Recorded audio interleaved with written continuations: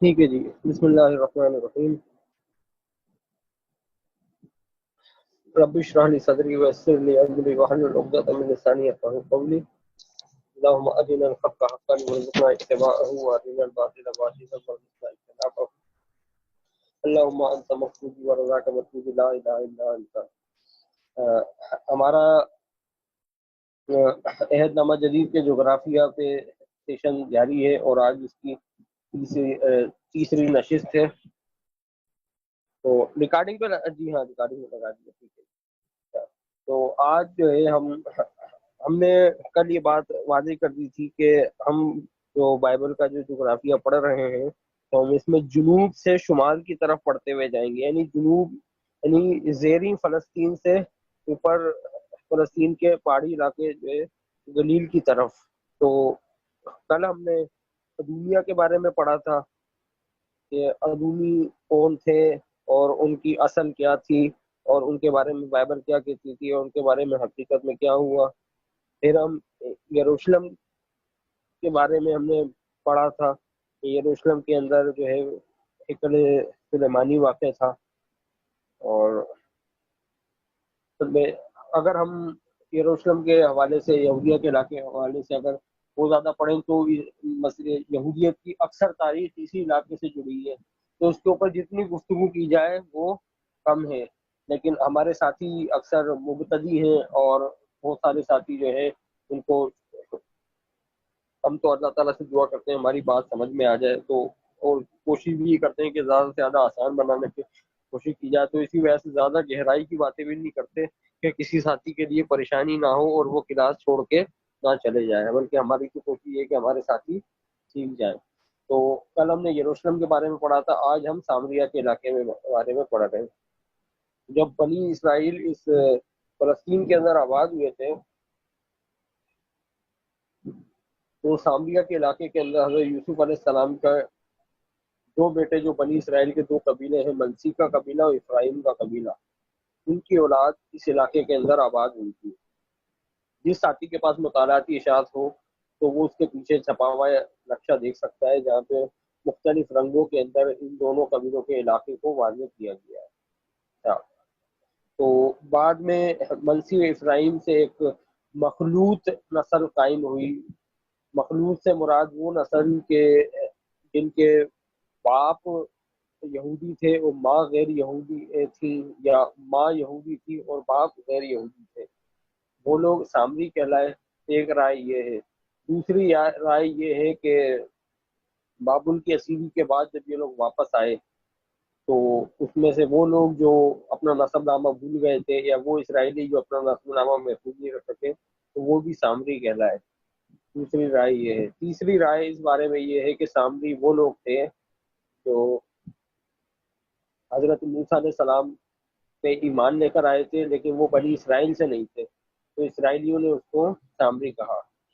اب ایک مرتبہ ایک پادری صاحب نے اعتراض کر دیا کہ بھائی قرآن مجید یہ کہتا ہے کہ سامری نے بچڑا بنایا۔ حضرت موسیٰ علیہ السلام جب کوہ سینا کے اوپر تورات کے لیے تشریف لے کے گئے تو پیچھے سے سامری جادوگر نے بچڑا بنا دیا اور لوگ اس کی پرستش کرنے لگ گئے۔ تو اب جو ہے پھر اس نے اس پہ آبجیکشن یہ کیا کہ بھائی سامری قوم تو اس موجود ہی نہیں تھی، یعنی سامری جو ہے یہ تو اس کے بہت بعد میں وجود میں آئے ہیں، تو قرآن مجید نے کیسے کہہ دیا کہ یہ موسیٰ علیہ السلام کے وقت میں بھی سامری جادوگر جو ہے وہ یہ سامری موجود تھا۔ تو ہم نے پھر اس کا جواب یہ دیا اسے کہ بھائی اور قرآن مجید نے جو سامری کی بات کی ہے کہ سامری نے بچڑا بنایا، اس سے مراد کوئی اسپیسیفک پرسن نہیں ہے بلکہ اس سے قوم مراد ہے، یعنی وہ قوم جو اسرائیلی خون نہیں رکھتی تھی تو ان کو بنی اسرائیل جو ہے وہ سامری کہا کرتے تھے، اور یہ اگر کسی اسرائیلی کو سامری کہہ لیا جائے تو اس کے لیے بہت بڑی گالی شمار کیا جاتا تھا اس کو۔ تو ہم نے اس کو پھر پادری صاحب کو یہ کہا کہ بھائی قرآن مجید نے اس قوم کے لیے سامری کا لفظ استعمال کیا ہے جو موسیٰ علیہ السلام کے ساتھ بنی اسرائیل کے ساتھ مصر سے خروج کے وقت نکلی تھی، کیونکہ مصر کے اندر بنی اسرائیل کا زمانہ چند صدیاں بنتا ہے، یعنی یہ 250 سے 300 سال بمشکل وہاں پہ رہے ہیں. یہ بھی ہو سکتا ہے تعداد میں نے زیادہ بتا دی ہو آپ کو، یہ 200 سال کے قریب کا زمانہ بنتا ہے کیونکہ ان کی 3 پیڑھیاں وہاں پہ رہی ہیں. تو اب 3 پیڑھیوں یہ کہے وہاں پہ 70 کی تعداد میں تھے جب وہاں سے نکلے تھے، ان کی تعداد 6 لاکھ سے زیادہ تھی. تو 3 نسلوں کے اندر 6 لاکھ افراد تو نہیں ہو سکتے. تو اس سے یہاں پہ پھر تدویق دی جائے تو اس کا مطلب یہ نکلتا ہے کہ وہاں پہ اور بھی بہت سارا ایک انباء کثیر تھا. اور بائبل میں بھی یہ لکھا ہے کہ موسیٰ علیہ السلام کے ساتھ ایک بہت بڑی خلقت تھی جو اسرائیلی بھی تھے. تو دراصل سامری وہ تھے. تو جب یہ لوگ وہاں سے نکل کے بیاباں میں آئے تو در حقیقت بچڑا بنانے والے یہی لوگ تھے، کیونکہ یہ لوگ مصر کے اندر رہتے تھے، یہ بت پرست تھے. پھر موسیٰ علیہ السلام پہ ایمان لے کر آ گئے یہ. لیکن جب موسیٰ علیہ السلام کوہ سینا پہ چلے گئے تو ان کے اندر جو بت پرستی کے جراثیم تھے وہ پھر بیدار ہو گئے، انہوں نے بچڑا بنا لیا. تو اس نے اعتراض کیا، قرآن مجید تو اس قوم کو سامری کہہ رہا ہے. تو یہ اعتراض جو ہے پھر پادری صاحب خاموش ہو گئے، پھر انہوں نے کوئی جواب نہیں دیا. تو بہرحال یہ ایک بات ذہن میں آئی تھی تو آپ کے سامنے عرض کر دی. تو سامری قوم جو تھی اس کے بارے میں مختلف، اس کے وجود کے آنے کے بارے میں نے آپ کے سامنے علماء کرام کی چند مختلف آراء بیان کر دی ہیں. اچھا، سامریوں کا جو یہودیوں سے بنیادی اختلاف ہے، چلے پہلے میں ایک اور بات بتا دوں اس نقشے کے اندر. ابو دجانہ بھائی یہ جو ارمتیا لکھا ہے اس کو تھوڑا سا قریب کرنا ہے. کوہ گردیم کے نیچے ارمتیا لکھا ہے.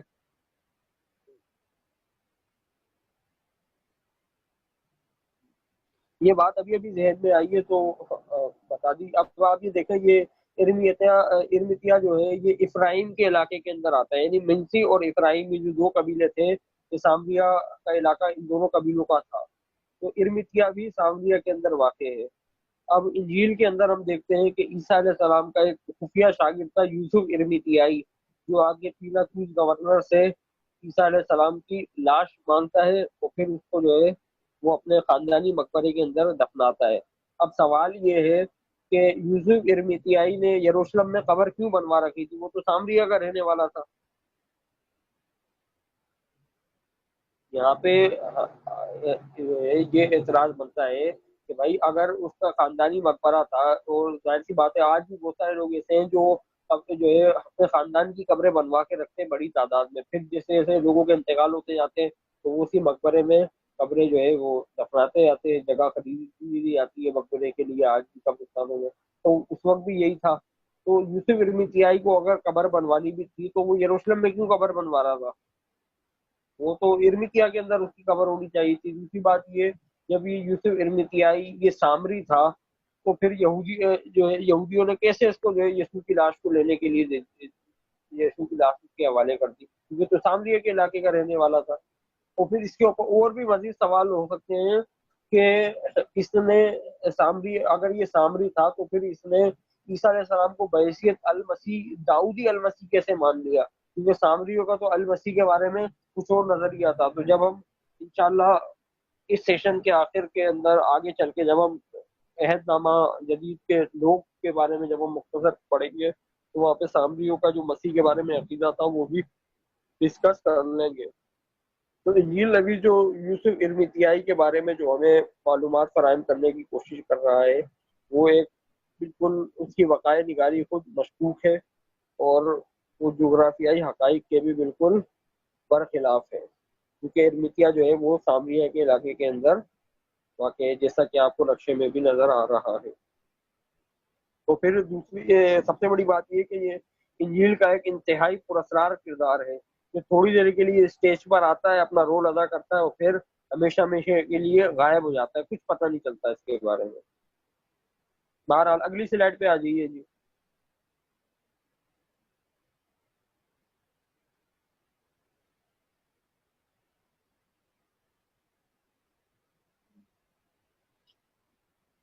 اچھا، فرقہ سامریہ اور کوہ گرزیم. ایک منٹ، چلیں ایک اہم بات رہ گئی، چلیں وہ کرتے ہیں بات ابھی. اچھا، یہودیوں کا اور سامریوں کا جو آپس میں سب سے بڑا بنیادی اختلاف ہے وہ کوہ گر... آواز کا مسئلہ ہو رہا ہے. آواز تو آ رہی ہے اپنا عبداللہ قاضی صاحب؟ اچھا ٹھیک ہے کوئی ٹھیک ہے، ایشو نہیں، اوکے کوئی جی۔ اچھا، کوہ گرزیم جو پہاڑ ہے اس کی سامریوں کے نزدیک وہی اہمیت ہے جو بنی اسرائیل یا یہودیوں کے نزدیک کوہ سیہون یروشلم کی ہے، اور سامریوں اور یہودیوں کے درمیان سب سے بڑا تنازع جو ہے اس پہاڑ کا ہے۔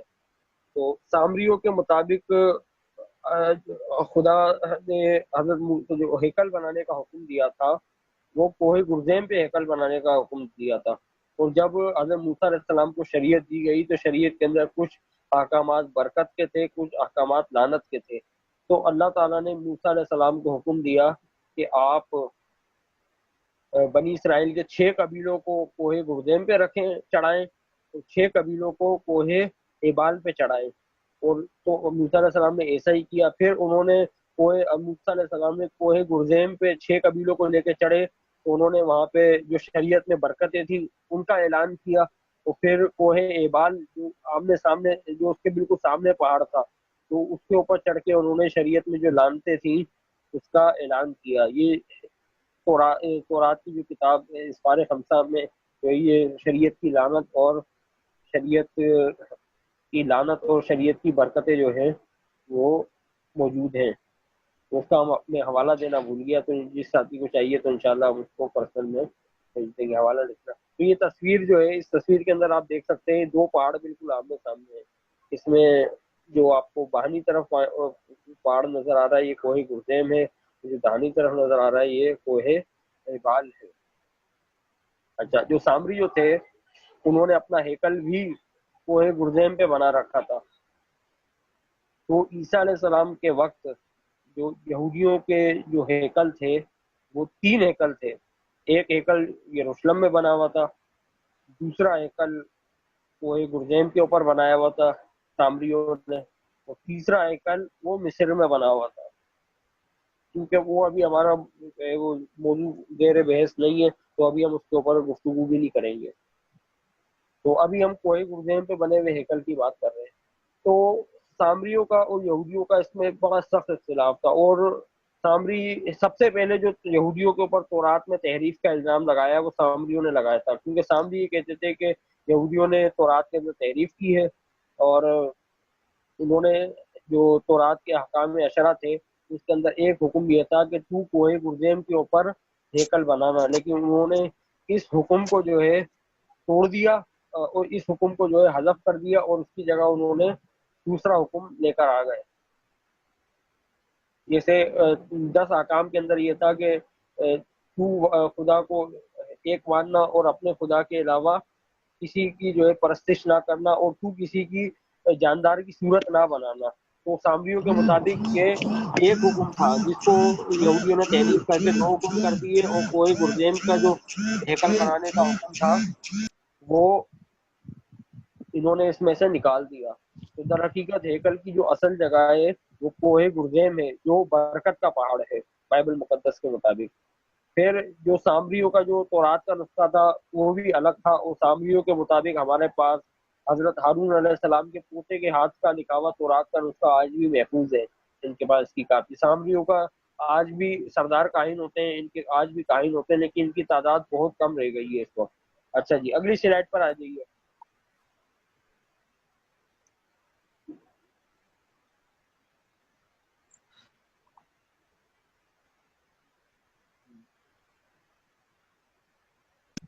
کوہ گرزیم اور سامری، تو جیسا کہ میں نے آپ کے سامنے عرض کی کہ سامریوں نے اپنا ہیکل کوہ گرزیم پر بنا رکھا تھا۔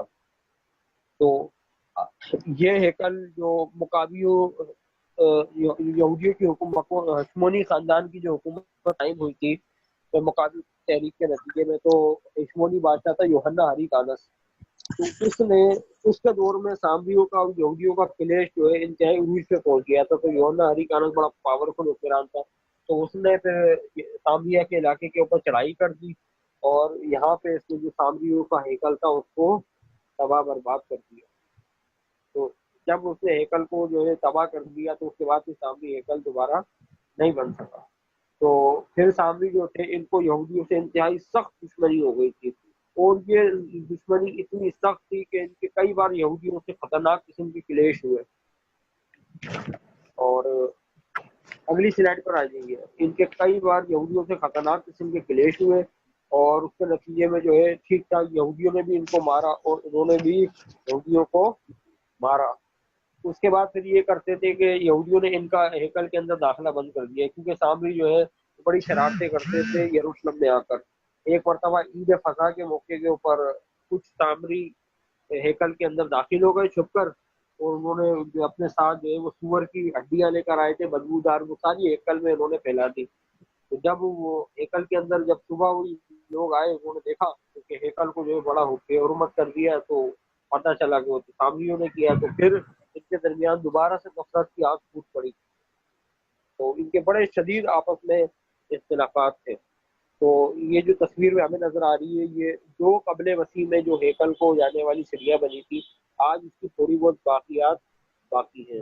آج بھی جو تھوڑے بہت سامری دنیا میں باقی بچے ہیں وہ عید فصح کے اوپر کوہ برزیم پہ جاتے ہیں اور وہاں پہ جو ہے فصح کی قربانی کرتے ہیں اور یہ سال میں 3 بار کوہ برزیم کے اوپر جا کے اپنی عیدیں مناتے ہیں. اچھا اب آ جائیے ابو دجانہ بھائی, جو ہماری پہلی سلائڈ تھی نا سامریا کا علاقہ, آپ دوبارہ اسی پر آ جائیے.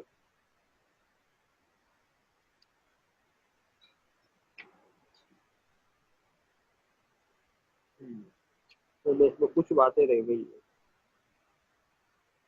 اچھا اب جیسا کہ ہم نے پڑھا کہ یہودیوں میں اور سامریوں کے درمیان انتہائی خطرناک قسم کا کلیش موجود تھا. تو انجیل کے اندر بھی جب ہم دیکھتے ہیں کہ عیسیٰ علیہ السلام جب اپنے شاگردوں کو تبلیغ کے لیے بھیجتے ہیں تو وہ انہیں نصیحت کرتے ہوئے فرماتے ہیں کہ بھائی تم غیر قوموں کی طرف مت جانا اور سامریوں کے کسی شہر میں بھی مت جانا بلکہ صرف اسرائیل کی کوئی بھی بھیڑوں کی طرف جانا. تو یہ لکھا ہوا ہے, اللہ آپ کا بھلا کرے, متی کی انجیل 10واں باب اور اس کی 5ویں 6 ورس میں. تو اس آیت کی ہم تطبیق اس طریقے سے کر سکتے ہیں کہ عیسیٰ علیہ السلام جو تھے ان کے شاگرد جو تھے بالکل سیدھے سادے لوگ تھے, وہ گلیل کے بچھیرے تھے, وہ سامنے بڑے خون خوار تھے یہودیوں کے معاملے میں. تو عیسیٰ علیہ السلام نے ممکنہ طور پہ کوئی جانی نقصان نہیں پہنچا دے تو اس وجہ سے انہوں نے یہ سامریوں کی طرف جانے سے منع کر دیا کہ خدا نہ خواستہ وہ یہودی ان کو یہودی جان کر کوئی حملہ نہ کر دے ان کے اوپر. اور اسی وجہ سے انجیل کے اندر بھی سامریوں کو بالکل یعنی ایک غیر محسوس طریقے سے ان کو جو ہے پست کر کے پیش کیا گیا ہے. جیسا کہ عیسیٰ علیہ السلام ایک تمثیل دیتے ہیں, یہ ہے لوکا کی انجیل کے 10ویں باب میں یہ تمثیل موجود ہے کہ عیسیٰ علیہ السلام ایک آدمی کی مثال دیتے ہیں کہ ایک آدمی یروشلم سے یریحو کی طرف جا رہا تھا کہ وہ ڈاکوؤں میں گر گیا. ڈاکوؤں نے اس کو مار پیٹ کی, اس سے لوٹ مار کر کے چلے گئے. پھر ایک کاہن آیا, وہ اس آدمی کو پڑا ہوا دیکھ کے چلا گیا.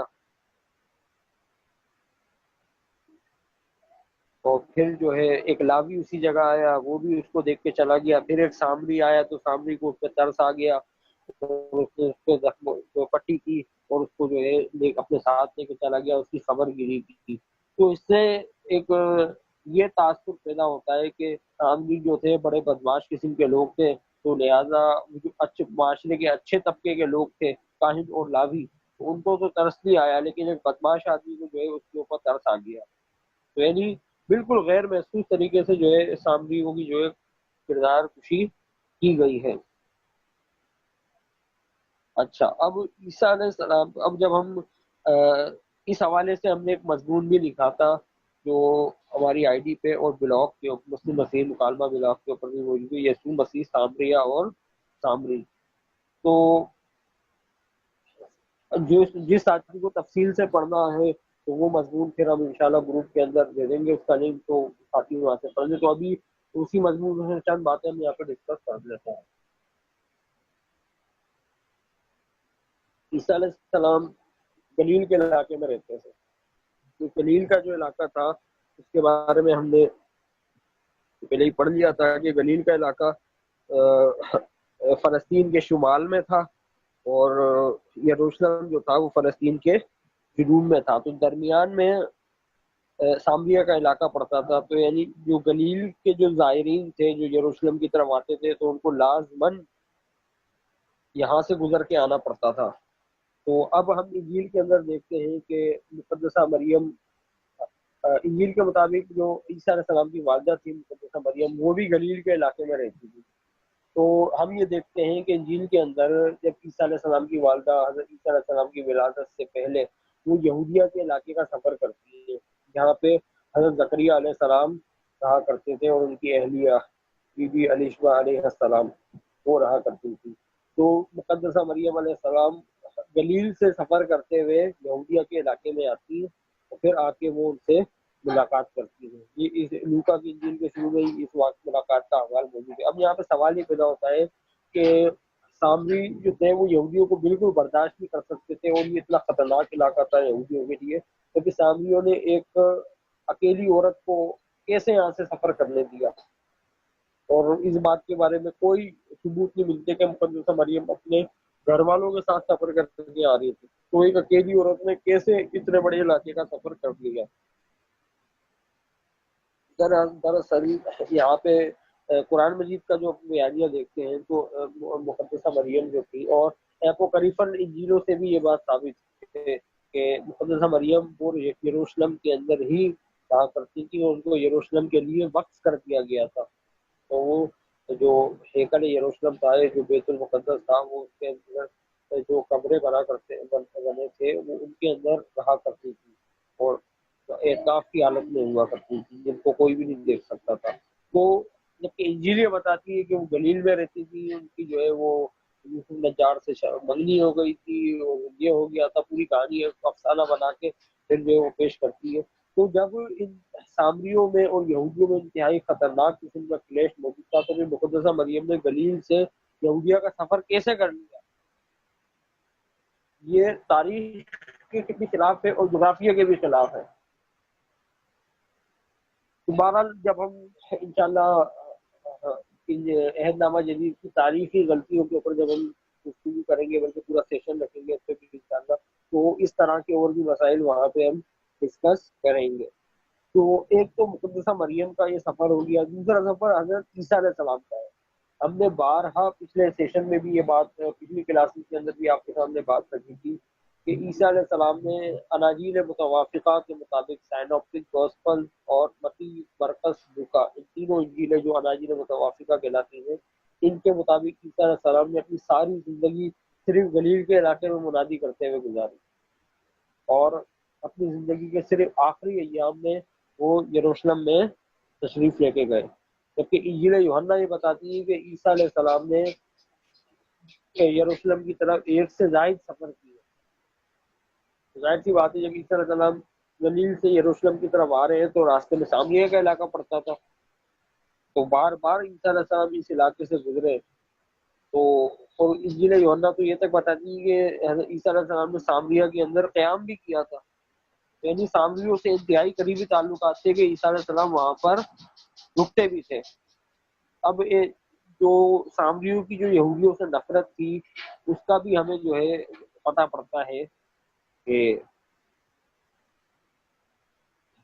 جیسے انجیل لوکا کا ایک واقعہ ہے کہ عیسیٰ علیہ السلام جب یروشلم کو جا رہے تھے تو جب وہ گلیل کے علاقے سے نکلے تو انہوں نے اپنے ساتھیوں کو آگے بھیجا کہ وہ آگے جا کے خبر گیری کریں. تو وہ سامریوں کے ساتھی کے سامریوں کے علاقے میں داخل ہوئے تو کہ وہاں پہ جا کے وہ عیسیٰ علیہ السلام کے آنے کی تیاری کریں، کھانا وغیرہ پکائیں ان کے لیے، جو ہے روزن کے لیے خیمہ وغیرہ لگا کے تیاری کریں. لیکن سامریوں نے ان کو اپنے علاقے میں رکنے نہیں دیا کیونکہ سامریوں نے دیکھا کہ ان کا رخ یروشلم کی طرف تھا.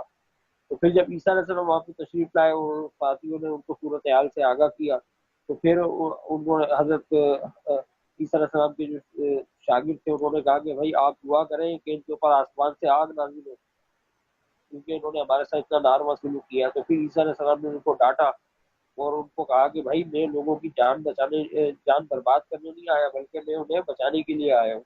تو پھر عیسیٰ علیہ السلام کسی اور گاؤں میں تشریف لے گئے.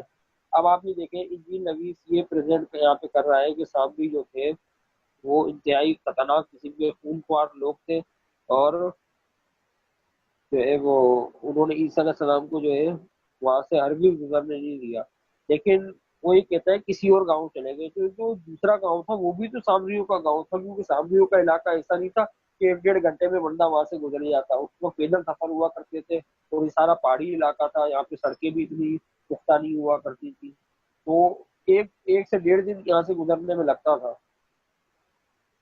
تو پھر کیسے عیسیٰ اگر ایک گاؤں کے لوگوں نے عیسیٰ علیہ السلام کے ساتھ غلط سلوک کیا ہے، تو دوسرے گاؤں نے تو اچھا سلوک کیا ہے نا، تو وہ غلط سلوک والے کو تو بیان کر رہا ہے جی نبی، لیکن جو گاؤں والے اچھا سلوک کر رہے ہیں ان کو بیان نہیں کر رہا۔ تو یعنی ایک تعصب اور بغض جو ہے سامریوں کے ساتھ رکھتے ہوئے انہوں نے یہ لکھا ہے۔ اچھا، اسی طریقے سے ایک اور واقعہ ہے کہ عیسیٰ علیہ السلام کے پاس کچھ لوگ آتے ہیں، تو جب عیسیٰ علیہ السلام سامریہ کی سرحد سے گزر رہے تھے تو کوڑ کے مرض کے لوگ آتے ہیں، وہ سارے سامری تھے، تو حضرت عیسیٰ علیہ السلام دور سے ہی ان کو ہاتھ اٹھا کے جو ہے شفا دے دیتے ہیں، تو وہ 10 بندے تو چلے آتے ہیں، لیکن اس میں سے صرف ایک سامری پلٹ کر آتا ہے، وہ آ کے وہ عیسیٰ علیہ السلام کے سامنے جو ہے اللہ تعالیٰ کا شکر ادا کرتا ہے، تو جس پہ عیسیٰ علیہ السلام فرماتے ہیں کہ اس پردیسی کے سوا اور نہ نکلے جو خدا کی تمجید کرتے تھے۔ یعنی انجیل نبی سے یہ تعصب دے رہا ہے کہ یہ جو 10 کوڑی تھے جو سامریہ کے علاقے سے نکلے تھے، ان میں صرف ایک ہی بندہ اچھا تھا، اور باقی سامری جو ہے وہ عام طور پہ اچھے لوگ نہیں تھے۔ اچھا، اسی طریقے سے اب آپ یہ دیکھیں نقشے کے اندر یہ سوخار کا علاقہ لکھا ہوا ہے، یہ ابو دجانہ بھائی اس کو تھوڑا ہائی لائٹ کر لیجیے گا۔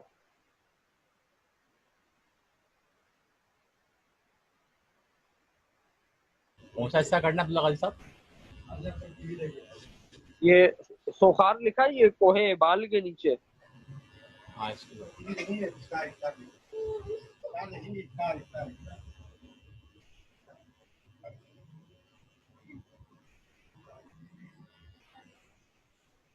ہاں جی، تو یہ دیکھیں یہ کوہ ایبال کے قریب کا علاقہ تھا سوخار، تو عیسیٰ علیہ السلام یہاں پہ تشریف لاتے ہیں، تو یہاں پر ایک کنویں پہ جو حضرت یعقوب علیہ السلام کا کنواں کہلاتا تھا، حضرت عیسیٰ علیہ السلام یہاں پہ کنویں پہ بیٹھ جاتے ہیں، تو یہ دن کے تقریباً 12 بجے کے قریب کا وقت تھا، جو لکھا ہے 6ٹھا گھنٹہ، تو 6ٹھا گھنٹہ جو ہے وہ دن کے 12 بجے، یعنی اس وقت جو ہے سورج بالکل سر پہ چڑھا ہوا تھا، تو حضرت عیسیٰ علیہ السلام کو شدید پیاس لگی ہوئی تھی، تو وہاں پہ کنویں پہ ایک عورت پانی بھرنے کے لیے آئی، تو عیسیٰ علیہ السلام نے اس سے کہا کہ بھائی مجھے پانی پلاؤ، کیونکہ ان کے ساتھی جو تھے وہ کھانا لینے کے لیے گئے ہوئے تھے، تو وہ عورت حیران ہو گئی کہ تو یہودی ہو کے مجھ سے پانی مانگتا ہے، کیونکہ یہودی جو تھے وہ سامنے سے گفتگو کرنا بھی پسند نہیں کرتے تھے۔ تو اب یہ جو واقعہ انجیل نویس بیان کرتا ہے، اسی طرح کا ایک اور واقعہ، یہ واقعہ عہد نامہ عتیق یا پرانے عہد نامے یا تورات کے دو زبردست قسم کے واقعات سے مماثلت رکھتا ہے۔ اچھا، حضرت عیسیٰ علیہ السلام کے جو نسب نامے کے اندر حضرت یعقوب علیہ السلام بھی موجود ہے، جو بنی اسرائیل کے جو آب و اجداد میں سے ہیں، تو حضرت یعقوب علیہ السلام اور ان کی اہلیہ بی بی راحیل علیہ السلام، آج سے سینکڑوں سال پہلے ان کی بھی اسی کنویں پہ ٹھیک اسی طریقے سے ملاقات ہوئی تھی، کہ حضرت یعقوب علیہ السلام نے بھی ان سے آ کے پانی مانگا تھا، پھر جو انہوں نے پانی پلایا، پھر ان کو پتہ چلا کہ یہ تو میرے ماموں زاد بھائی ہیں، تو بلکہ ان کو پتہ، یعقوب علیہ السلام کو پھر پتہ چلا کہ یہ تو میری ماموں کی بیٹی ہے، پھر بہرحال ان دونوں کی شادی ہو گئی۔ اسی طریقے سے حضرت ابراہیم علیہ السلام اپنے عمر کے آخری حصے کے اندر حضرت اسحاق علیہ السلام کے لیے بیوی ڈھونڈنے کے لیے اپنے نوکر کو بھیجتے ہیں، تو وہ بھی ایک کنویں کے اوپر آتا ہے، تو کنویں کے اوپر اس کی ملاقات جو ہے وہ بی بی ربقہ علیہ السلام سے ہوتی ہے، جو حضرت اسحاق علیہ السلام کی اہلیہ محترمہ تھی۔ تو ابراہیم علیہ السلام کا جو نوکر تھا وہ ان کو پسند کر لیتا ہے کہ بھائی یہ میرے آقا کے لیے بیوی بننے کے لیے ٹھیک ہے، تو پھر وہ جا کے ان کے ورثاء سے بات کرتا ہے، شادی پہ راضی کر لیتا ہے، اور پھر رخصتی کروا کے لے آتا ہے، اور گھر پہ پہنچ کے پھر حضرت اسحاق علیہ السلام کا ان سے نکاح ہو جاتا ہے۔ تو اب آپ یہ دیکھیں کنواں، پھر کنویں پہ ایک خاتون سے ملاقات ہونا، پھر ملاقات کے بعد منگنی ہونا، منگنی کے بعد پھر شادی ہونا، تو یہ کتنی، دونوں واقعات میں کتنی یکسانیت ہے۔ تو بہت سارے لوگوں نے یہ بات بھی کہی ہے کہ بھائی جب یہ دو واقعے میں یکسانیت ہے تو وہ یسوع کے واقعے میں بھی عیسیٰ علیہ السلام نے آخر میں اس سے شادی کر لی تھی، وگرنہ عیسیٰ علیہ السلام بار بار سامریہ تشریف لے کے جا رہے ہیں، ان کے ساتھ کئی کئی دن رک رہے ہیں، تو اتنے کلوز ریلیشن تو اسی وقت ہوتے ہیں نا جب آدمی کی وہاں پہ رشتہ داریاں ہوں، بغیر رشتہ داری کے کون کس کے پاس رکتا ہے؟ اور بلان ہے اور میں چھوٹا بچہ ہوں. یا بھائی یہ مائک کس ساتھی کا کھلا ہوا ہے؟ چلے اچھا ابو جی جانا بھائی. ہاں جی، تو اب ایک اور بات یہاں پہ یہ بھی ہے کہ کچھ علماء کرام نے یہ بھی کہا ہے کہ بھائی انجیل نویس جو صرف یوحنا اس واقعے کو پریزنٹ کرتا ہے، تو اس وقت تو یوحنا وہاں پہ موجود تھا ہی نہیں، اور عیسیٰ علیہ السلام سے وہ عورت تھی، تو یہ ساری کا سارا قصہ ہی جو ہے وہ کہتے ہیں فضول ہے، اور یوحنا نے اپنے پاس سے اس کو گھڑ کے شامل کیا ہے، کیونکہ وہاں پہ کوئی راوی نہیں تھا جو اس کو محفوظ کر لیتا ساری گفتگو پھر آگے روایت کرتا، ٹھیک ہے نا. تو کیونکہ عیسائی اس کو مانتے ہیں تو لہذا ہم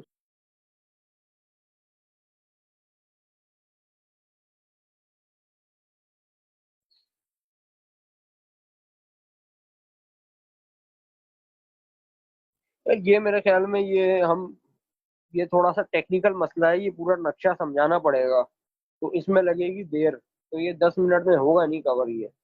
تو میرے خیال میں کل سے ہم جو ہے نا اس غلطی کو کریں گے ڈسکس پورا نقشوں کے ساتھ، اور بتائیں گے انجیل نویس یہاں پہ کیا تضاد بیانیہ کر رہا ہے یہاں پر، کہ نا نقشے کے اندر کیا ہیر پھیر کی گئی ہے اس کے لیے. گلیل کا نقشہ کل ہم پڑھیں گے انشاءاللہ گلیل کا نقشہ. تو آج کی کلاس کے حوالے سے جس بھائی کے ذہن میں جو بھی سوال ہے وہ پھر سوال کر سکتا ہے.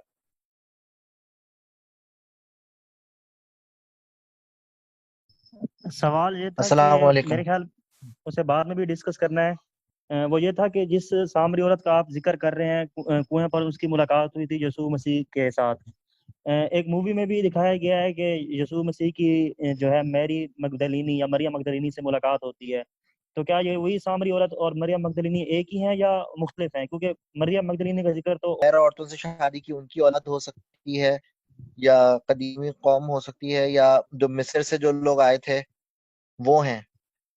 تو ان ایکچولیٹی جی ہاں، تینوں اگر باتیں ہوں تو پھر تینوں باتیں مطلب اگر تینوں کے امکانات ہوں تو پھر آگے کی بات بیٹھ نہیں پاتی درست طریقے سے. مطلب ان میں سے کوئی ایک ہی بات صحیح ہوگی نا. اصل میں یہ چاروں علماء کرام کی رائے ہیں، ہم نے ساری رائے آپ کے سامنے رکھ دی، ورنہ یہودی تو ان کو یہی کہتے ہیں کہ بھائی یہ جو ہے یہ ناجائز اولاد ہے، یہ یعنی اصل میں یہ زیادہ تر یہ جو اپنی ایک پوری شد و مت کے ساتھ جو منظر یہاں پہ آئے ہیں نا، یہ آئے ہیں بابل کی اسیری کے بعد. تو وہ تو جو وقت کے باقی اندر جو جب یہ قبیلے تھے یہودی جو جی جی جو آشوریوں کے زمانے میں جو تباہی ہوئی تھی ان کی اسرائیلی ریاست کی، شمالی ریاست کی، تو وہ جی ہاں، قوم کہاں گئی پھر؟ وہ 10 ٹرائب جو تھے وہ گم ہو گئے تاریخ میں. اگر وہ گم ہو گئے تو یہ جو مطلب یہ مجہول نسب کیسے کہلائے جائیں گے؟ مطلب افرایم، پھر اس کا مطلب افرایم کی اولاد تو ختم ہو گئی نا. اصل میں افرایم کی اولاد یہ لوگ دعویٰ کرتے ہیں نا، اب دعویٰ کرنا ہی تو دلیل نہیں ہو جاتا نا. یہ یہودی سامری یہ دعویٰ کرتے ہیں کہ ہم افرایم کی نسل سے ہیں، تو یہودی کہتے ہیں کہ بھائی افرایم سے ہو تو اپنا نسب نامہ لے کر آ جاؤ. اب نسب نامہ ان کے پاس ہے نہیں، اچھا، تو اب اگر آپ یہ نے جیسے افرایم کی کہا، اولاد. جی جی جیسے آپ نے کہا کہ جب وہ پادری صاحب نے کہا تو آپ نے کہا کہ سامری جو ہے وہ جس نے جو پتلا بنایا تھا وہ جی سامری دراصل وہ اقوام تھیں جو مصر سے نکل کے آئی تھیں. تو یہ تو آپ جی کہہ رہے ہیں کہ جب یہ تو علماء کرام کی رائے ہے کہ سامری جو ہے وہ مطلب آپ نے جو بتائیں گے، تو یہ عیسائی اگر اس دعوے کو مانتے ہی نہ ہوں تو پھر یہ ان کو جواب کیسے مانا جائے گا کہ جو جس کو سامری کہا گیا ہے قرآن کریم میں وہ غیر اسرائیلی جو ساتھ آئے وہ ہیں؟ کیونکہ تو آپ نے جو جیسے تو آپ نے بھائی کہا یہ کہ آپ نے وہ جواب. تورات میں ہاں لکھا ہے، یہ تورات میں ہاں لکھا ہے کہ جب یہ بنی اسرائیل مصر سے نکلے تو ان کے ساتھ غیر اقوام کا انبوئے کثیر تھا. یہ تو نہیں، یہ تورات میں قرآن لکھا تو ہے. یہ لکھ رہا. نہیں نہیں نہیں نہیں، یہ میں اس کو نہیں کہہ رہا. آپ کہہ رہے ہیں کہ جو سامری کا ورڈ ہے وہ غیر اسرائیلیوں جی کے ہاں، لیے قرآن میں استعمال ہوا، یہ میں اس پہ بات کر رہا ہوں. اور اگر میں وہ نے ہیں تو پھر تو یہ اس کا. ہاں میں نے آپ کے سامنے یہ بات کہی کہ سامری جو ہے اصطلاح کے اندر ان لوگوں کو بھی کہا گیا ہے جو یا تو اپنا نسب نامہ محفوظ نہیں رکھ سکے یا جنہوں نے مخلوط شادیاں کر لی. یعنی جو یہودی خون جنہوں نے گما دیا نا ان کو جو ہے سامری کہا گیا اصطلاح کے اندر.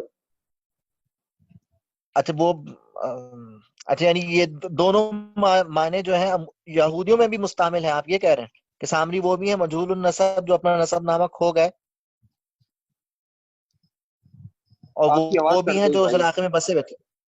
یعنی آپ یہ کہہ رہے ہیں کہ یہ صرف مسلم علماء کی رائے نہیں ہے، یہودیوں میں بھی یہ رائے ہے کہ جو مصر سے جو لوگ ساتھ آئے غیر اسرائیلی وہ بھی سامری ہیں، جو اپنا نسب نامہ کھو گئے وہ بھی سامری ہیں، یا وہ جنہوں نے مخلوط شادیاں کی بھائی وہ بھی اصل سامری میں ہیں. جو اب اور آپ کے سوال کیا جو ہوتے مطلب ہیں میں نا وہ ہاں بہت زیادہ تفصیل طلب ہوتے ہیں. اصل میں جب یہ لوگ مصر سے نکل آئے تھے نا تو ان کے اندر قوم پرستی کے جراثیم نہیں تھے، کیونکہ حضرت موسیٰ علیہ السلام خود ان کے اندر موجود تھے. تو آہستہ جی آہستہ جو ہے یہ لوگ ساتھ ہی رہتے تھے، غیر اقوام بھی ان کے ساتھ ہی رہتی تھی جو اس موسیٰ علیہ السلام پہ ایمان لے کر آ گئے تھے. لیکن جب آہستہ آہستہ ان کے اندر انہوں نے تورات میں تحریفات کی، نبیوں کو قتل کیا، اور انہوں نے جی جو ہے وہ ان کے اندر جب اس کے خود پسندی کے اور تفاخر کے اور تعصب کے جراثیم آتے گئے نا تو انہوں نے حضرت تورات کو ماننے والے جو فالوورز تھے ان کو انہوں نے اپنے سے الگ کرنا شروع کر دیا. تو پھر بعد میں انہوں نے ان لوگوں کے لیے سامری کا لفظ بولنا شروع کر دیا جو کہ جو ہے مخلوط النسل یہودیوں کے لیے استعمال کیا گیا ہے. اچھا دوسرا یہ کہ سامری افراد نے یہ کہا کہ اصل میں کوہ گرزیم پہ تھا جو آپ کے جو 10 وہ دیے گئے تھے اس میں یہ بھی پھر یہ کہا گیا تھا کہ گویا وہ سامری لوگ ہیں وہ حضرت داؤد اور حضرت سلیمان ان دونوں کو بھی نہیں مانتے. حضرت سامریوں کے مطابق حضرت داؤد علیہ السلام نے جو ہے کوہ گرزیم پر آ کے عبادتیں کی ہے اور وہ کوہ گرزیم پہ ہیکل بنانا چاہتے تھے. اور جب ہم یعنی کہ ان وہ حضرت کی سلیمان کو نہیں مان رہے. ہاں جب ہم یہودیت پہ سیشن کریں گے نا تو انشاءاللہ یہ سارے سوالات وہاں پہ ہم ڈسکس کریں گے. جو میری اچھا جو کتاب ہے اس کے اندر میں نے تقریباً 30 سے زیادہ صفحوں کے اوپر سامری تاریخ کے اوپر ہی ڈسکس کی ہے، ان کے عقائد کو ڈسکس کیا ہے، تمام ان معاملات کو. اچھا تو اب ایک انشاءاللہ سوال جب یہ یہودیت میں جی جی ٹھیک اب یہ آپ نے ایک بات یہ کہی تھی کہ جو سامری عورت کو مسیح نے بتایا کہ میں مسیح ہوں اور کسی کو نہیں بتایا، جو وہ آپ کہیں جو سیناپٹیکل گوسپلز ہیں اس کے اندر ہے کہ مطلب مسیح نے بتایا ہی نہیں کہ میں ہوں مسیح، بس یہ یوحنا کے اس والے میں بات ہے. ٹھیک ہے اب ایک دوسرا ہے کہ مقدس مریم جو تھی انہوں نے بھی آپ نے بھی کہا کہ وہ سفر کیا سامریہ سے اور پھر وہ آسان نہیں تھا. تو میرا جو ایک سوال یہ تھا کہ کیا یہ پاسبلٹی نہیں ہے کہ مسیح حضرت عیسیٰ خود جو ہے وہ سامریوں میں سے ہی ہوں، اور یہ بات کے انجیل نویسوں نے ان کا نسب نامے جو انہوں نے جو لگائے ہیں متا نے یا پھر لوقا نے یہ گڑے گئے ہوں اپنے مطلب آپ کہیں کہ نسل پرستی کی آڑ میں؟ کیونکہ یوحنا کے اس میں تو یہ بھی تاثر آ رہا ہے کہ جب مسیح اتنا زیادہ وہاں پہ رہا کرتے تھے سامریہ میں، اور پھر اگر گلیل کا علاقہ بھی آپ خود کہہ رہے ہیں کہ غیر یہودی آباد تھے اور یہودیہ سے یہ باہر بھی تھا، تو اس چیز کا امکان ہے کہ مسیح کا اپنا تعلق سامریوں میں سے ہو؟ نہیں، یہ اس بارے میں کوئی دستیاب شواہد موجود نہیں ہے کہ نہیں یسوع شواہد جو تو ہے نہیں وہ ہے، لیکن سامری دوسری النسل چیز تھے. کے بھی ہاں لیکن میں کہہ رہا ہوں نہیں ایک قیاسی بات کر رہا ہوں کہ دوسری چیز بھی تو شواہد نہیں ہے نا، دوسری چیز کے بھی میں کہہ رہا ہوں ایک سرکمسٹینشیل ایویڈنس واقعاتی ہلو شواہد کی بات. ہلو ہاں ہلو جی جی بھائی میں وہ سن تو رہا ہوں. علماء ثابت کر چکے ہیں کہ وہ فریسی تھے یسوع، اور ان کے فریسی ہونے کے بہت زیادہ دلائل موجود ہیں. تو آپ اسے اس حوالے سے دیکھ لیں کہ نہیں ان کا فریسی تو بھائی ہم گوسپل کا ٹیکسٹ اینالائز کر رہے ہیں تو ہم نے اس کو اینالائز کر کے پھر ایک نتیجہ نکالا ہے. ہم ہائپوتھیسس کریٹ نہیں کر رہے کہ ہو سکتا ہے کہ یسوع جو ہے وہ سامری ہو. یہ تو ایک ہائپوتھیسس ہے. آپ اگر انجیل میں سے کوئی اینالائز کریں کسی بات کو کہ اس سے ثابت ہوتا ہے کہ یسوع کی پیدائش سامری سے ہوئی تھی تو چلیں تب آپ کی بات مانی جا سکتی ہے. لیکن یہ تو ایک ہائپوتھیسس کے سوا کچھ بھی نہیں ہے کہ یسوع جو ہے وہ سامری نسل سے. صحیح. عبداللہ بھائی یہ بتا دیں کہ یسوع کی پیدائش ناصرت میں ہوئی تھی، اور یہ ناصرت کا علاقہ کہاں پر ہے، یعنی گلیل کے آس پاس ہے یا کہیں اور ہے؟ یسوع کی پیدائش انجیل کے مطابق بیت لحم کے اندر ہوئی تھی. بیت پھر لحم ناصری جو ہے کو یہ کہا جاتا ہے یہ یروشلم لفظ؟ کے قریب ہے. یہ لفظ نصارہ اور پھر یہ ناصرہ یہ کہاں سے نکلے ہیں؟ ناصری اس لیے کہا جاتا ہے کہ وہ پھر مصر چلے گئے تھے، وہاں سے مصر سے جب واپس آئے تو پھر وہ ناصرت کے اندر جا کے بس گئے تھے، تو انجیل میں بھی لکھا ہوا ہے کہ وہ جو ہے ناصرت میں جا بسا، جو نبیوں کی معرفت کہا گیا تھا کہ وہ پورا ہو کہ وہ ناصری کہلائے گا۔ یہ علاقہ کس کے پاس ہے؟ ٹھیک ہے، نظر آ گیا، گلیل کے پاس ہے ناصرت۔ یہ گلیل کے اندر تھا، یہ گلیل کے صحیح اندر ہو گیا۔ ہیرودیس اینٹی پاس کی حکومت تھی یسوع کے وقت کیا میں۔ یہ ناصری فرقہ کیا ابھی بھی وجود رکھتا ہے؟ ناصری فرقہ یہ عیسائیوں کا جو نیزرین کرسچن جو تھے یہ اصل میں جوش کرسچن تھے، تو یہ پھر جب عیسائی ڈومیننٹ پاور کے اندر آئے تو انہوں نے ان کو ٹھیک ٹھاک تنگ کرنا شروع کیا۔ ویسے تو ان کی میجورٹی جو تھی وہ اس جیرو سائڈ کے اندر ماری گئی تھی جو رومیوں نے گلیل کے اندر کیا تھا، پھر بھی جو کچھ بسے کچھ ہی تعداد میں تھے پھر یہ عیسائیوں کے جو زیر اعتاب رہے، لیکن پھر جب اسلام آیا تو ان کے پاس جو ہے واضح عیسیٰ علیہ السلام کی ٹیچنگ جو تھی جو اورل ٹریڈیشن میں چلی آ رہی تھی، تو ان کو پتا تھا کہ ایک نبی آنے والا ہے، جب اللہ کے نبی صلی اللہ علیہ وسلم دنیا میں تشریف لائے تو یہ ان کے اوپر ایمان لے کر آ گئے۔ اس چیز کا کوئی ثبوت ہے آپ کے پاس، یا اس کو بھی میں ہائپوتھیسس کا، یہ جو بھی آپ نے بات کی کہ ناصری لے کر آئے ایمان آپ صلی اللہ علیہ بھائی وسلم؟ پچھلے سیشن کے اندر ہم نے اس کے اوپر بریفلی ڈسکس کر لیا ہے، اب اگر ہم دوبارہ ان باتوں کا جواب دیں گے تو پھر یہ دوسرے ساتھیوں کا وقت ضائع کرنے والی بات ہوگی، تو تبھی میں نے آپ سے کل بھی آس کہی تھی کہ آپ جو ہے صحابی کا ریکارڈنگ سن لیں تاکہ پھر آپ کو پریشانی نہیں ہو۔ تو جی عبداللہ غازی صاحب جو ہے داخلت کی مدد، کچھ ساتھیوں کے سوالات جو ہیں وہ چیٹ باکس کے اندر بھی ہیں، ان کی طرف بھی ذرا توجہ جو ہے وہ۔ اچھا چلیں آپ جو ہے پھر آپ میرے سے سوال کیجئے، میں جواب دیتا ہوں پھر۔ اچھا جی، ایک سوال یہ ہے کہ عیسائی کہتے ہیں کہ مریم علیہ السلام نے اپنے خاوند یوسف کے ساتھ سفر کیا، وہ اکیلی نہیں تھی۔ وہ جو سفر تھا وہ سفر تو اس وقت تھا جب عیسیٰ علیہ السلام کی پیدائش ہوئی، اور یہ جو سفر تھا یہ اس وقت تھا جب عیسیٰ علیہ السلام کی پیدائش نہیں ہوئی تھی، بلکہ صرف حضرت مقدسہ مریم کو خوشخبری دی گئی تھی، یعنی اس خوشخبری کے 3 مہینے کے بعد انہوں نے سفر کیا تھا۔ جزاک اللہ خیر جی۔ اس کے علاوہ سوال ہے کہ جی کافی کرسچن جو ہیں حضور صلی اللہ علیہ وسلم کی حضرت عائشہ سے شادی پر اعتراض کرتے ہیں، وضاحت کر دیں۔ وہ وضاحت بھائی اس کی وضاحت کی کوئی ضرورت نہیں ہے، جو کرتے ہیں بکواس بازیاں کرتے ہیں۔ اصل میں انجیل کے مطابق نہیں، کرسچن ٹریڈیشن مسیحی روایات کے مطابق جب مقدسہ مریم کی یوسف نجار سے منگنی ہوئی تو منگنی کے وقت یوسف نجار کی عمر 96 سال تھی، اور مقدسہ مریم کی عمر ایک روایت کے مطابق 12 سال اور دوسری کے مطابق 14 سال تھی۔ تو اس کو یہ کہیں کہ بھائی جب جو ہے جب مقدسہ مریم کی 12 سال کی عمر میں شادی ہو سکتی ہے تو اگر امی عائشہ صدیقہ رضی اللہ عنہ کی ہو گئی تو آپ کے پیٹ میں کیوں درد ہو رہا ہے؟ دوسری بات یہ کہ رسول اللہ صلی اللہ علیہ وسلم کے کفار مکہ بدترین معاند اور مخالف تھے، لیکن اس کے باوجود کفار مکہ کو کم از کم اس شادی پہ کوئی اعتراض نہیں ہوا۔ ٹھیک ہے، 1400 سال سے مسلمان جو ہے اللہ کے نبی صلی اللہ علیہ وسلم کو جو ہے تسلیم کرتے ہیں اور ان کی ازواج مطہرات کو اپنی مائیں تسلیم کرتے ہیں، تو ہمیں اپنی ماں کی شادی پہ اعتراض نہیں ہے، تو ان بےغیرتوں کو جو ہے کس نے حق دیا کہ ہماری ماں کی شادی پہ اعتراض کریں گے؟ جزاک اللہ خیر جی۔ ایک اور سوال جی، ایک نسخے کے مطابق گاسپل آف جیزس وائف بھی موجود ہیں اور ان کا ماننا ہے کہ پہلے کے کرسچن یہ مانتے تھے کہ یسوع علیہ السلام شاید شدہ تھے، اس بارے میں اپنا موقف واضح کرتے ہیں۔ ہاں تو میں وہی عرض کر رہا ہوں نا کہ اس طرح آج بھی ایسے عیسائی موجود ہیں جو عیسیٰ علیہ السلام کو شادی شدہ مانتے ہیں، بلکہ ہمارے ایک دوست ہیں عمر ملک بھائی، فرانس میں وہ رہتے ہیں، تو انہوں کے گھر کے قریب ایک چرچ ہے جو باقاعدہ یہ دعویٰ کرتا ہے کہ ہم یسوع مسیح کی اولاد ہیں، اور فرانسیسی حکومت ان کے اس دعوے کو قانونی طور پہ تسلیم بھی کرتی ہے اور ان کو فنڈ بھی فراہم کرتی ہے، اور وہ آج بھی کہتے ہیں کہ ہم یسوع کی اولادیں ہیں۔ ہاں اچھا جی، اس کے علاوہ جو ہے ایک سوال ہے بڑا جو ہے کہ کیا سامری خود یہود سے نکلے تھے یا یہود نے انہیں نکالا تھا؟ سامری خود یہودیوں سے ہی نکلے ہیں، یعنی میں نے آپ کے سامنے عرض کی نا کہ وہ لوگ جو اپنا نسب نامہ بھول گئے تھے یا جنہوں نے مخلوط شادیاں کرنی تھی تو پھر یہودیوں نے ان کو اپنے ساتھ نہیں رکھا، تو پھر یہ لوگ پھر آگے چل کے سامری کہلائے۔ اس کے علاوہ جی ایک اور سوال ہے کہ عیسائی یہ بھی کہتے ہیں کہ حضرت محمد صلی اللہ علیہ وسلم آل اسماعیل کیسے ہیں، جبکہ ان کا نہ آپ کے پاس نسب نامہ ہے اور قرآن کریم میں بھی ان کا نسب نامہ موجود نہیں۔ ہاں، اصل میں دیکھیں مسئلہ یہ ہے کہ عیسائی جو اسلام کو دیکھ رہے ہوتے ہیں نا، وہ اپنے مذہب کی اینک لگا کے دیکھ رہے ہوتے ہیں۔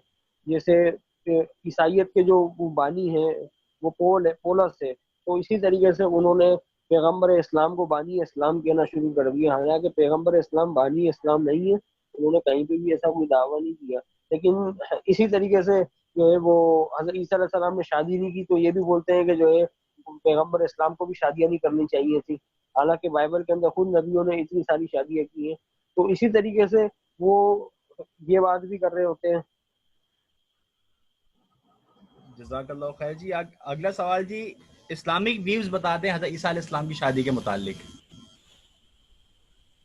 عیسیٰ علیہ السلام کی شادی کے متعلق جو ہے اسلامی تعلیمات تو ہمیں معلومات ملتی نہیں ہے، کیونکہ قرآن مجید خود یہ بات کہتا ہے کہ عیسیٰ علیہ السلام کے بارے میں جو ہے تشبہ ہو گیا، یعنی مختلف بھی آراء پھیل گئی، تو اللہ تعالیٰ نے ان کی زندگی کے اسپیسیفک معلومات ہمیں فراہم کی ہیں۔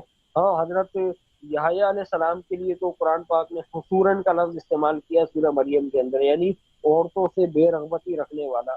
تو قرآن پاک کے مطابق حضرت یحییٰ علیہ السلام کی شادی نہ ہونے کا تو ہمیں ثبوت ملتا ہے، لیکن حضرت عیسیٰ علیہ السلام کے بارے میں قرآن پاک نے نہ اس کی تصدیق کی ہے نہ اس کی تردید کی ہے۔ جی ٹھیک ہے، جزاک اللہ خیر جی۔ اور کسی ساتھی کا کوئی سوال ہے تو وہ سوال کر لیں، ہمارے پاس 5 منٹ ہیں۔ سوال یہ تھا کہ عبداللہ بھائی آپ نے بتایا تھا جوئش کرسچنس کے بارے میں، صرف ایک لائن میں اس کا جواب چاہیے کہ کیا یہ لوگ یہ کہتے ہیں کہ یسوع اور روح القدس اور باپ یہ تینوں ایک ہی ہیں، صرف اس نے اپنی حالتیں بدلی ہیں، یا پھر ان کا کچھ اور ماننا ہے؟ کیونکہ یہ بھی ایک قسم کی مطلب وحدانیت کے قائل ہیں اور تثلیث کا رد کرتے ہیں، آپ نے کہا تھا۔ بھائی ان کا عجیب و غریب قسم کا فلسفہ ہے، وہ آفتاب انور صاحب کی آپ وال چیک کر لیں فیس بک کے اوپر، آپ کو ان کے بارے میں پتہ پڑ جائے گا، انہوں نے تصنیف کے خلاف بھی کافی آرٹیکل لکھے تھے، وہ آپ دیکھ لیں تو آپ کے سامنے ساری کلیئر ہو جائے گی۔ ایک لفظ میں جواب بنتا نہیں ہے، اصل میں اس کا یہ تفصیلی جواب چاہتی ہے چیزیں۔ اچھا، مطلب ایک دو لائن میں صرف یہ چیز پوچھنا چاہ رہا تھا کہ کیا یہ لوگ کہتے ہیں کہ یہ تینوں ایک ہی چیز ہے، یعنی الگ الگ کوئی وجود نہیں ہے، یعنی بیٹے کا الگ وجود، جیسے عام کرسچنس کہتے ہیں کہ بھئی خدا کے دائیں طرف یسوع بیٹھا ہوگا اور بائیں طرف روح القدس، تو کیا یہ وہ نظریہ پھر یہاں پہ آ کے غلط ہو جاتا ہے؟ تو یہ تو پھر بائبل کے خلاف چلے جائیں گے۔ تو بھائی یہ تثلیث کی تعلیم تو بائبل میں ہے ہی نہیں نا۔ ہم نے جب تثلیث کے اوپر جب ہم گفتگو کر رہے تھے تو یہ تو ساری عیسائیوں کی جو ہے نا منہ کی باتیں ہیں یہ، تو ہم عیسائیوں کی منہ کی باتیں کیوں مانیں؟ آپ اس کو بولیں کہ بھائی بائبل میں دکھاؤ کہ کہاں پہ جو ہے وہ روح کو یسوع کے برابر میں بیٹھا ہوا ہوگا، تو ہم عیسائیوں کے منہ کی باتوں کے بجائے ہم بائبل کی باتیں ہمیں جو ہے نا زیر بحث لانی چاہیے۔ صحیح ہے، صحیح ہے۔ جزاک اللہ خیر جی۔ اچھا، اس کے علاوہ جو ہے وہ اچھا، یہ جو نسب یہ جی ایک سوال یہ جو ہے بارہا ایک ساتھی پوچھ رہے ہیں کہ کرسچن میں ایک ایسا فرقہ ہے جو جیزس کو خدا نہیں مانتا، اس کا نام بتا دیں۔ یہ نیزرین کرسچن جو تھے جن کو ایبو نائٹس بھی کہتے تھے تو نا، یعنی دل کے غریب، عیسیٰ علیہ السلام جو فرماتے ہیں اپنے پہاڑی وادوں میں مبارک ہیں وہ جو دل کے غریب ہیں، خدا کی بادشاہت انہی کے لیے ہے، تو وہ انہوں نے اسی دل کے غریب لفظ جو ایبو نائٹس تھا اس سے اپنے جو ہے اپنے آپ کو موسوم کر لیا تھا، اور عیسیٰ علیہ السلام کے جو ابتدائی فالوورز تھے وہ ایبو نائٹس بھی فرقہ تھا، وہ عیسیٰ علیہ السلام کو خدا نہیں مانتے تھے۔ جزاک اللہ خیر جی۔ اس کے علاوہ جو ہے وہ ایک سوال آیا ہے کہ وہی پہلے والے سوال کے اوپر ہی کہ آل اسماعیل جو ہے وہ تسلیم کرنے کا کوئی ثبوت نہیں ہے، تو ہم الزامی جواب کیا دیں ان کو؟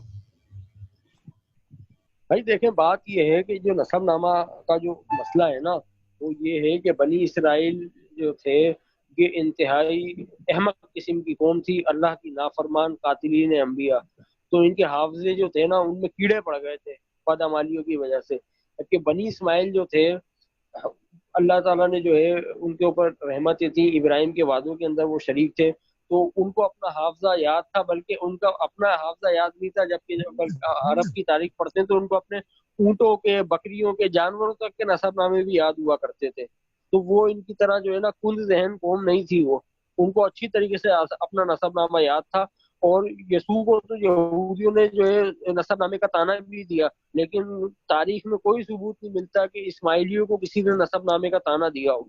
تو نسب نامہ وہ زبانی طور پہ یاد کیا کرتے تھے، اور ان کے حافظے اتنے مضبوط ہوتے تھے، پورے کے پورے ان کو دیوان یاد ہوا کرتے تھے۔ اب سارا کا سارا مسئلہ یہ ہے کہ آج ہم ایک 5 سطریں ہم صحیح طریقے سے یاد نہیں کر سکتے، ہماری عقلیں اتنی کند ہو گئی ہیں، اور خاص طور پہ عیسائی جو ہے ان کی تو عقلیں متعفن ہو چکی ہیں۔ تو اپنی متعفن عقلوں کے ساتھ ان کو کیسے سمجھ میں آئے گا کہ ایک شخص جو ہے اپنا نسب نامہ زبانی بھی یاد کر سکتا ہے؟